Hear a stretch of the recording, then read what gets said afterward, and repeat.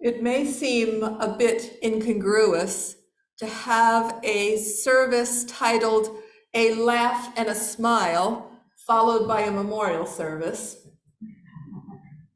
but the poet Khalil Gibran said, "If you look deeply into your sorrow, you will discover that you only have sorrow because of your joy."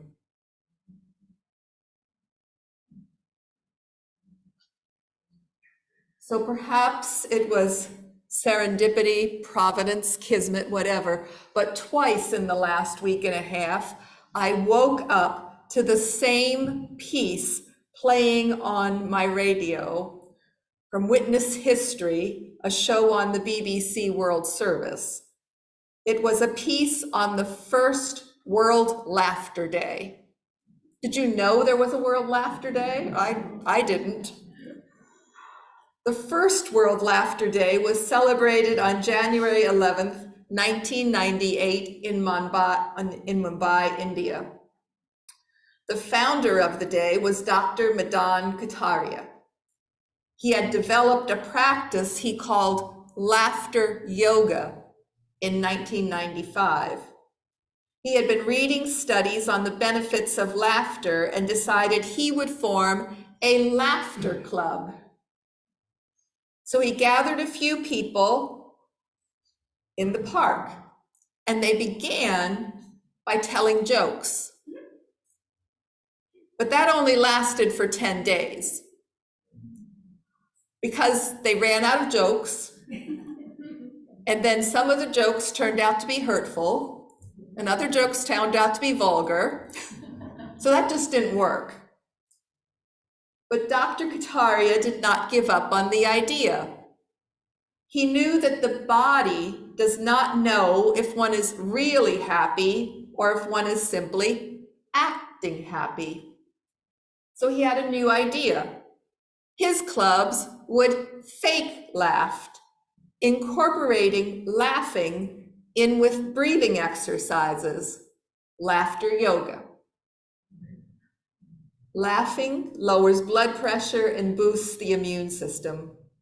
And this time, his laughter club worked. There were soon laughter clubs all over India and across the world. 12,000 people showed up for the first World Laughter Day in Mumbai in 1998. That caused traffic jams in which a famous Indian filmmaker was stuck. She said she was at such a low point in her own life, and seeing all these laughing women in white saris intrigued her. She decided right there in that traffic jam that she would make a documentary about the Laughing Club of India. Dr. Kataria says, laughter has no language. We all laugh in the same way. Now, I said laughter clubs went around the world, and eventually it was decided that January was too cold in some parts of the world. So World Laughter Day was moved to the first Sunday in May. Dr. Kataria said that he hopes that the day might help spread health, happiness, excuse me, and world peace. Excuse me.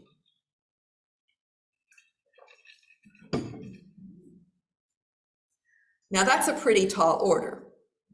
Health I get, happiness I get, but world peace through laughter? But a certified laughter yoga instructor, Clint Dar, claimed in his TEDx talk that habitually practicing smiling and laughing with others will make better citizens, more able to listen to each other and work together for the good of the community. To quote Mother Teresa, peace begins with a smile. So many of you know that one of my favorite spiritual teachers is the Zen Buddhist master teacher, Thich Nhat Hanh. And Sometime before his death, they recorded him teaching at a retreat on this breathing exercise. In, out, deep, slow, calm, ease, smile, release, present moment, wonderful moment. At the retreat, he then spoke on each of those two-word phrases. This is what he said about smile, release. He says, breathing in, I smile. Breathing out, I let go.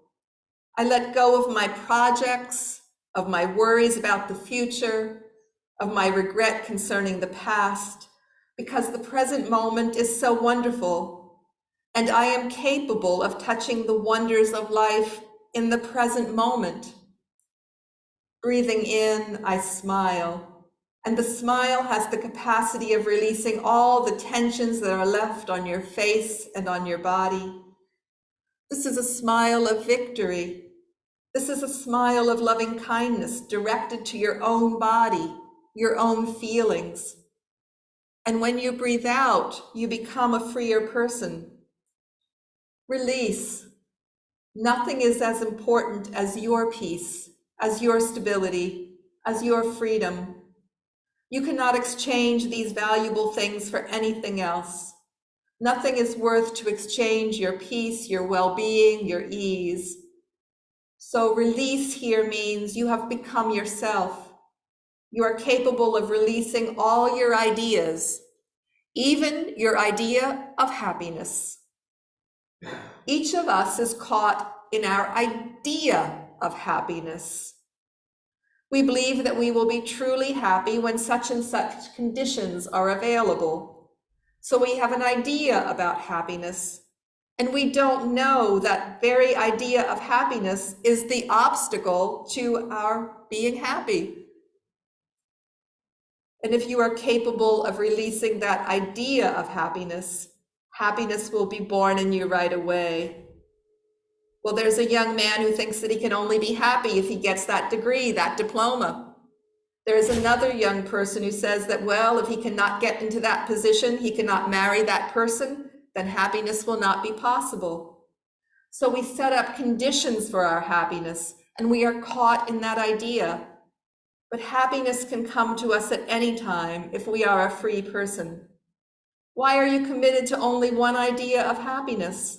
When you are committed to one idea of happiness, you limit your capacity of being happy.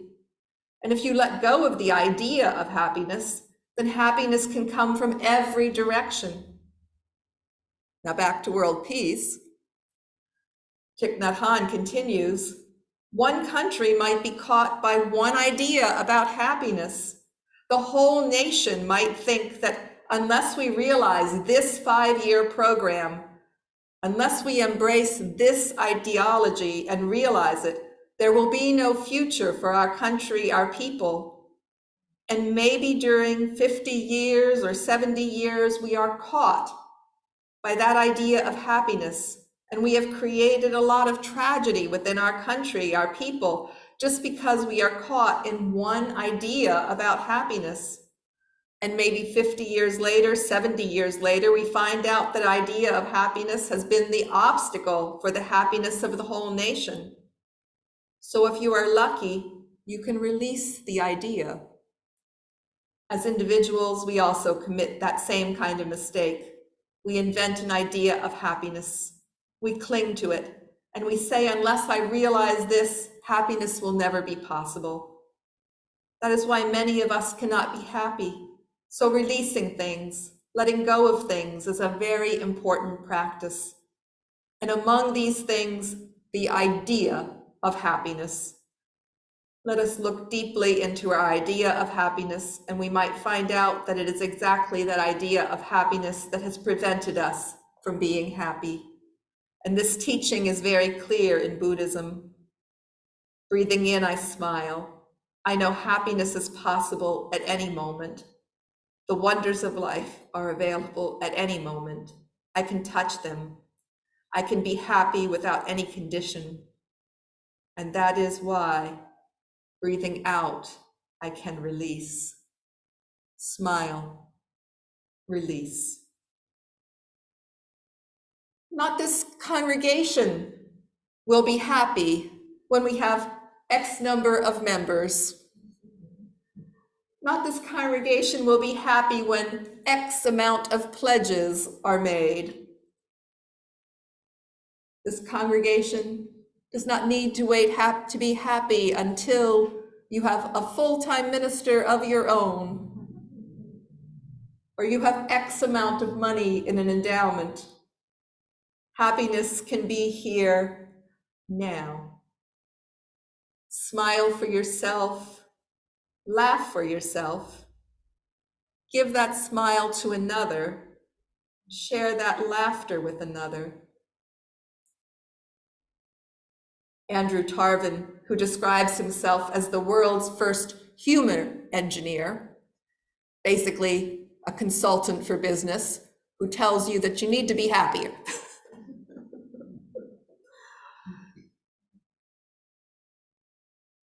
He says that the biggest difference between smiling and laughing is that smiling is personal and laughing is public. Now, I'm not quite sure I agree with that based on our interlude video sharing smiles along the way, but that is likely why Dr. Kataria formed laughter clubs and not smiling clubs, and why he suggests that laughing together is a step toward world peace. But smiling and laughing, as you already know, has personal benefits too. Life coach Jennifer Smith says that neurotransmitters called endorphins are released when you smile. They are triggered by the movements of the muscles in your face, which is interpreted by your brain, which in turn releases these chemicals. Endorphins are responsible for making us feel happy, and they also help lower stress levels. Faking a smile or laugh works as well as the real thing. The brain doesn't differentiate between real or fake as it interprets the positioning of the facial muscles in the same way. This is known as the facial feedback hypothesis. The more we stimulate our, there is some pollen out there that I love those plants, but my body doesn't always. The more we stimulate our brain to release this chemical, the more often we feel happier and relaxed. Endorphins make us feel happier and less stressed. They also act as the body's natural painkillers. For sufferers of chronic pain, laughing and smiling can be very effective in pain management, as can laughing off the pain when you off your funny bone. Or you fall over, in which case I am usually laughing off the hurt to my pride.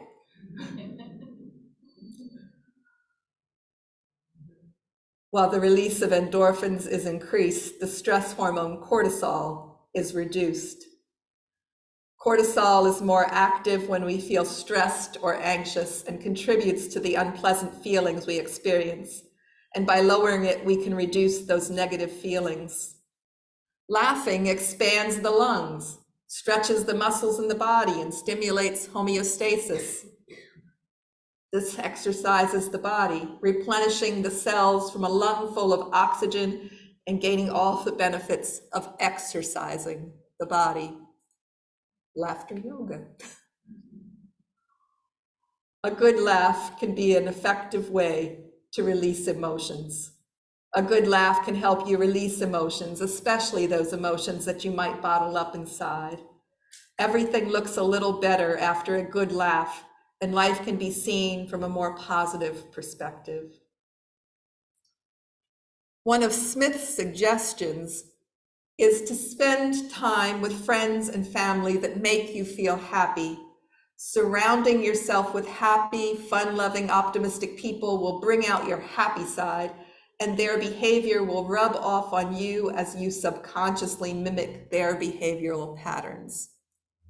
But I would like us to turn that around.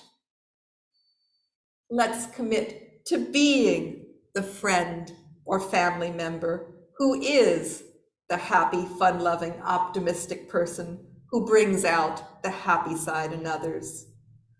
Give away your smile. Share your laughter. Change not just yourself, but the world for the better. Let us sing together 201 in the gray hymnal, Glory, Hallelujah. I invite you to stand as you're comfortable, clap, sway, dance, whatever makes you happy.